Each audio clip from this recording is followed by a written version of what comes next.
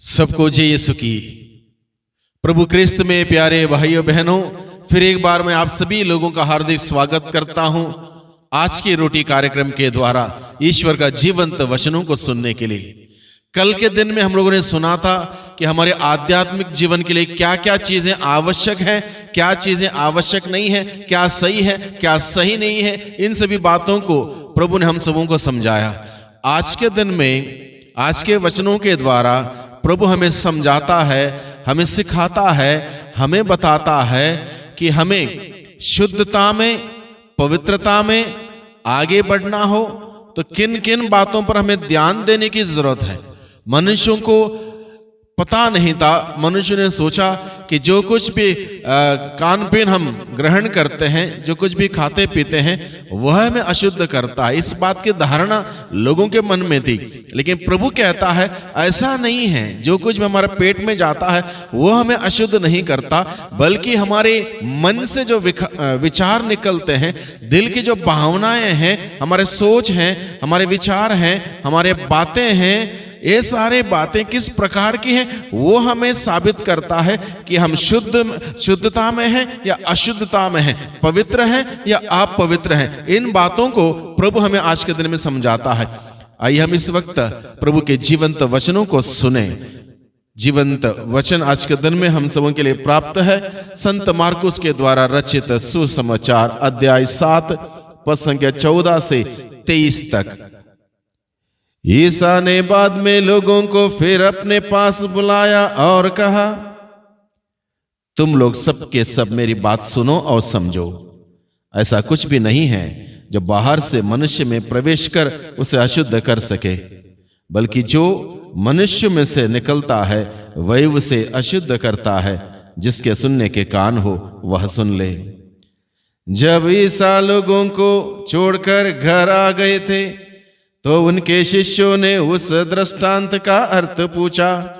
ईसा ने कहा, क्या तुम लोग भी इतने नासमझ हो?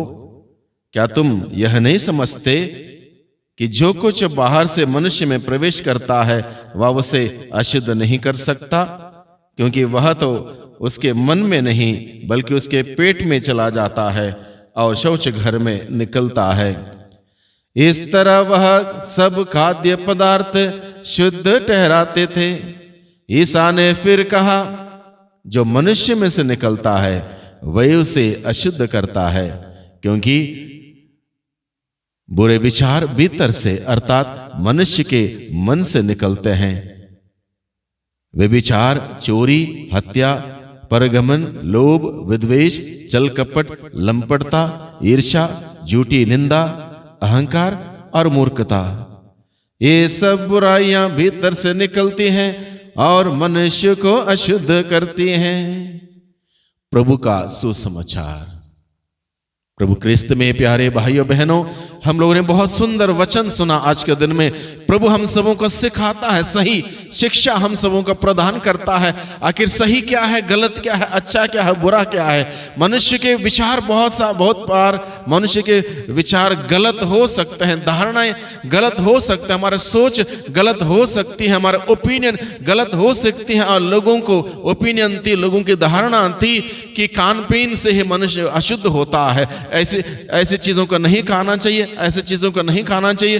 तो मनुष्य अलग अलग धारणाओं को लेकर चल रहा था। प्रभु यीशु ने इस बात को स्पष्ट कर दिया, जो कुछ भी हमारे पेट में चला जाता है, बाहर से हमारे पेट में चला जाता है खान पीन के द्वारा, वो मनुष्य को अशुद्ध नहीं करता है, बल्कि हमारे मन के, हमारे दिल से निकलता है, मन से निकलता, दिल से निकलता है, वो हमें अशुद्ध कर सकता। हमारा सोच विचार ठीक नहीं है, नकारात्मक है, संकीर्ण हमारे मानसिकता है, तो वहां से जो निकलने वाले सोच विचार शब्द वो सब हमें अशुद्ध साबित कर सकते। इसलिए प्रभु हम सबों को सचेत करता है कि किस प्रकार से हमें सकारात्मक सोच विचारधारा रखते हुए आगे बढ़ने की जरूरत है। इस बात को प्रभु हमें आज के सुसमाचार के द्वारा हमें सिखाता है।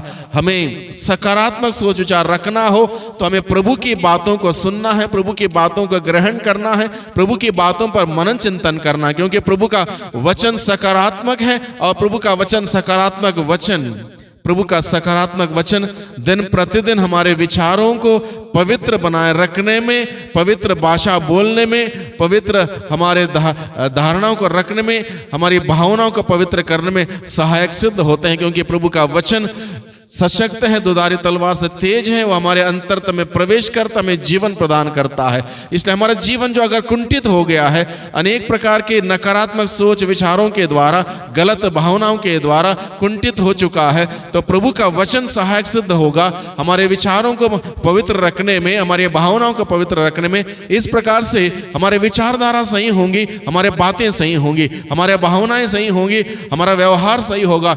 इसलिए प्रभु हमें पवित्रता के लिए बुलाता है। पवित्रता की साधना हमें निरंतर करते रहने की जरूरत है, और पवित्रता की साधना करने में पहला कदम मैं समझता हूं ईश्वर का वचन सुनना, ईश्वर का वचन ग्रहण करना, उस वचन के अनुसार जीवन व्यतीत करना हम सबों के लिए निरंतर पवित्रता के उस रास्ते पर अग्रसर होने में सहायक सिद्ध होगा। इसलिए भाइयों बहनों, आज के दिन में जब हम सबों ने प्रभु का जीवंत वचनों को सुना है, हम प्रभु से प्रार्थना करें, फिर प्रभु का वचन हमें निरंतर शुद्ध करें, हमारे विचारों को शुद्ध करें, हमारे धारणाओं को शुद्ध करें, हमारी भावनाओं को शुद्ध करें, हमारे बातों को शुद्ध करें, बातचीत को, हमारे व्यवहार को शुद्ध करें, पवित्र करें, ताकि प्रभु का वचन के द्वारा हम सबों का जीवन का निर्माण होने पाए। मेरा और आपका जीवन का निर्माण प्रभु के वचनों के द्वारा निरंतर होने पाए, और हम सभी प्रभु के सम्मुख एक शुद्ध, निर्दोष, निष्कलंक, पवित्र जीवन हम सभी व्यतीत करते हुए प्रभु के नाम की महिमा करने वाले हम सभी बन सके। आइए हम सभी प्रार्थना करें।